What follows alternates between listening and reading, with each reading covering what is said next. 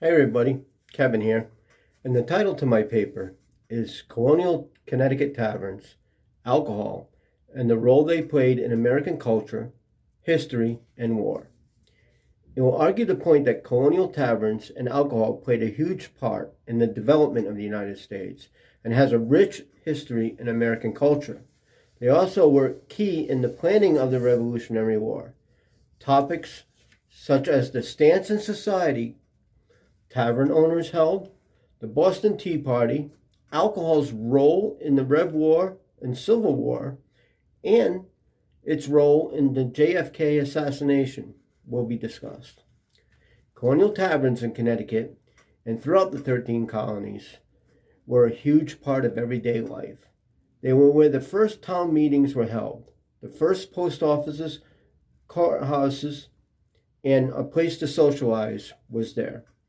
Tavern owners were held in high regards in colonial America, and some used this influence to later become mayors of their towns. Taverns served as a place to socialize after a long day's work in the fields of Connecticut. Many colonists went to the taverns to meet their neighbors and to get news of events in the area. They also received letters from overseas there. The taverns also served as rest stops for weary travelers along long stagecoach rides. Many taverns had rooms and served foods for these travelers. They would often be called inns as well. They served other services such as female companionship, sewing, and baths were also available to the travelers. Patriots, or the earliest supporters of breaking away from British rule, used the taverns as a communication network. Appointed patriots would travel from one tavern to another, telling stories of the people who were considered great thinkers of the rebellion. The ideas and words from these speeches were spread throughout this network like wildfire. Speeches from the likes of Thomas Paine, John Adams, and Thomas Jefferson were recited at the taverns. We should also remember that a lot of the earliest settlers were illiterate. Therefore, to be in touch with the information at the time, they had to go somewhere to hear them or to find out about them. A lot of mail from overseas was read aloud at the taverns due to illiteracy. This is how they became the very first post office settings. Very little of the information about the patriots and their acts was produced in print for a few reasons. The ideas were considered treason, and they did not wish to have any individual signaled out and possibly put to death for their crime against British laws. The keeping of the communications verbal kept a lot of the plans secret from the British. And, lastly, of course, a lot of the colonists were illiterate. One of the most famous taverns in colonial history is the Green Dragon Tavern in Boston. This is where the Boston Tea Party was planned after several pints of lager was consumed on December 16th, 1773. Sam Adams, the famous distillers, and about 60 of his rebellions, known as the Sons of Liberty, organized a raid there over the feelings about a newly proposed tea tax by the King of England. And if you look at the actual events of the Tea Party, it is easy to see where alcohol played a big part in the planning. Who else but a bunch of intoxicated people would decide to dress up like Mohawk Indians, raid a shipload of tea, and dump it in the harbor? I mean, come on, folks. This is ridiculous and cowardly. To hide their faces, to cover up their rebellion, seems kind of silly and not so brave. Never mind the fact that it sure was an act of blatant racism. It is not recorded if anyone ever got caught or punished from the Tea Party. But the Boston Tea Party outraged the British Parliament, and it led to the Intolerable Acts of 1774. These acts closed Boston to merchant shipping, so it's like a modern-day embargo. Established formal British rule in Massachusetts, made British officials immune to criminal prosecution in America, and required colonists to quarter British troops. This led to the colonists to call for the First Continental Congress to consider a united stance against Britain. This event took place at Carpenter's Hall in Philadelphia. And it's really easy to see how the British act of intolerableness led to the wording of the Third Amendment of the Constitution, which prohibits the forced quartering of troops. Meanwhile, at Colonial Tavern in Ridgefield, Connecticut, a strong bond between separatist, patriotic residents was formed, and the tavern became a known Sons of Liberty meeting place. On April 27, 1777, the Battle of Ridgefield took place. The tavern was fired on by British troops proceeding south on Main Street. Timothy Keeler, the tavern's owner, also a patriot, was making musket balls in the basement when the attack happened. One of the cannonballs was embedded in a corner post, and it remains there still today. During the Battle of Ridgefield, Major General David Worcester, who was born in Stratford, Connecticut, was shot and killed. He was the first Connecticut-born general to be killed in a war. Another Connecticut-born general named Nathaniel Lyons was the first general killed in the Civil War. A famous American trader, Benedict Arnold, took the fight to the British after Worcester was killed and slowed down the British advance. Arnold's horse was said to be shot out from underneath him in the Battle of Ridgefield. He was considered a hero by many. Benedict Arnold later betrays the Patriots when he tries to serve up George Washington and his army to the British. This attempt failed, and Arnold joined the British side and led several attacks against the Patriots in Connecticut. His most infamous one was the burning of New London, Connecticut, a major seaport where a lot of alcohol and spices and sugar and rum was being imported to. The Battle of Ridgefield, however, is the farthest inland British ever made it in Connecticut during the River War. They never made it past the shoreline after that. The battle was a huge reason for patriots uprising in Connecticut. So it is easy to see how important and how much of an influence the Colonial Tavern was in the early part of the Rev War. Today, the Colonial Tavern is still standing. It's a museum and a great place to visit. Okay, so now let's investigate alcohol's role in American culture.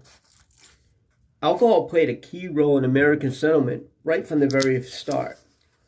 First off, many of the early colonists were British undesirables. They were criminals, street urchins, drunks, and many lower-class peasants. Britain used the Americas to clean up its streets and its jails, giving those who wished to make the journey a second chance at life. This means many of the early programs were already dealing with drinking issues. A new revolution as of late is that landing on Plymouth Rock was not planned. The ships were actually sailing for Virginia, but when they calculated it out, they figured out that they didn't have enough beer to complete a round trip to England if they went all the way to Virginia. They wouldn't restock with water in Virginia because water was considered unsafe when compared to beer. The early settlements in Boston were not planned. How different would New England culture be if those first ships completed their trips to New England? A lot of the water available during colonial times was unfit for drinking. No filtration systems were developed yet. Therefore, a stream that looked clean and safe to drink from was dead weak because there'd be a dead animal laying in it or animal feces laying in it upstream. One must remember that the animal population was much higher during these times. Our forefathers had many views on alcohol consumption.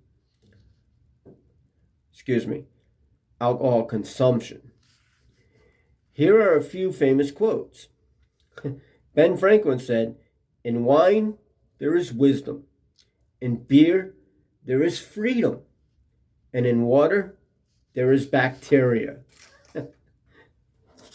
Thomas Jefferson said, "Beer, if drunk in moderation, softens the temper, cheers up the spirit, and promotes health." Franklin Pierce, the 14th President of the United States, said, "What can an ex-president of the United States do except get drunk?" And here's a couple good quotes from good old Abe Lincoln himself.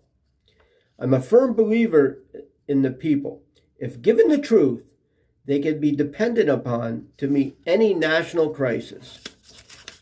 The greater point is to bring them the real facts and beer." Another quote he said was, "Tell me what brand of whiskey that Grant drinks. I'd like to send a barrel of it to all my other generals."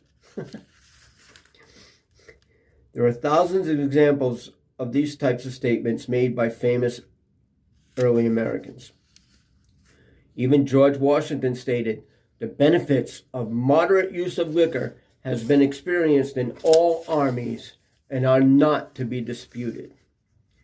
Perhaps this early belief is why you can drink alcohol on any U.S. military base at the age of 18 when enrolled in the services, even though the legal drinking age in our nation is 21.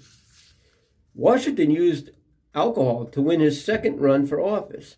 He lost his first election when running for the House of Burgess in Virginia. In defeat, he noticed his opponent was giving out a free ladle of rum to prospective voters. He used this strategy 3 years later and won the election. Go figure. It is said that Washington found his love for rum on a trip to the Caribbean with his brother. Did you know that after his presidency, George Washington opened a distillery at Mount Vernon? In 1791, a couple hundred years earlier, Thomas Jefferson resigned as George Washington's Secretary of State because of Washington's new tax proposed on alcohol. This tax led to the Alcohol Rebellion, which was easily stopped when Washington sent troops to squash it. The tax was repealed after Washington's term, though. So it's easy to see how our forefathers felt about alcohol consumption. Alcohol consumption by the average colonist was about twice of what it is for today's Americans. About 5 gallons a year per person was consumed. One of the main reasons for this high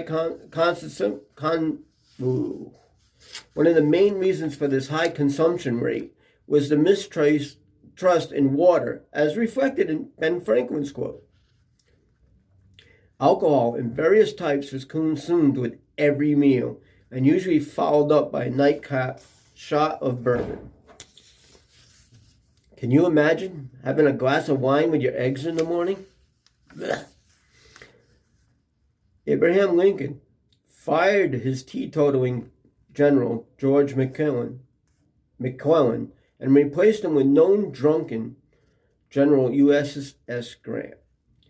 How would the Civil War have ended if he did not make this decision? Fast forward to one of the greatest tragedies in the 20th century, the assassination of President Kennedy. It was also affected by the bottle.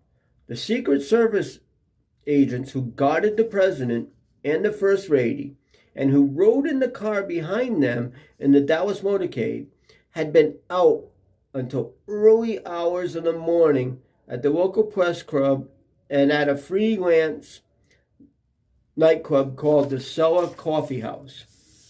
Many of them got very intoxicated. What a huge impact alcohol had on this event. Who knows what would have been what JFK could have accomplished if he had not been assassinated. All these facts about colonial taverns and alcohol back up my theses on how much they contributed to American history and American culture. My paper will go into greater details using quotes from other authors and citing them for their work. It will also have some facts on the psychological ties between alcohol and aggression. All sources to these facts stated in this video will be listed at the end of this video. I will now open this discussion to any questions you may have. Thank you.